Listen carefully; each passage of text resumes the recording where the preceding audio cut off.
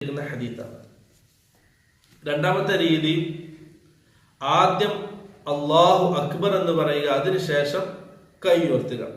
അബീ ഖിലാബ റളിയല്ലാഹു അൻഹു അന്നഹു റഅ മാലിക് ഇബ്നുൽ ഹുവൈരിസ് റളിയല്ലാഹു അൻഹു. അദ്ദേഹം പറയാണ്, മാലിക് ഇബ്നുൽ ഹുവൈരിസ് റളിയല്ലാഹു അൻഹു നിസ്കരിക്കുന്നത് ഞാൻ കണ്ടു.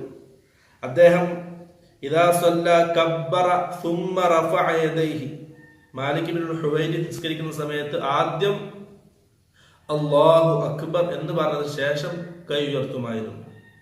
എന്നിട്ട് അദ്ദേഹം പറയുമായിരുന്നു, ഹാകദാ കാന യഫ്അലു ഹാകദാ, റസൂൽ സല്ലല്ലാഹു അലൈഹി വസല്ലം ഈ രീതിയിൽ ചെയ്യുന്നതാണ് ഞാൻ കണ്ടത്.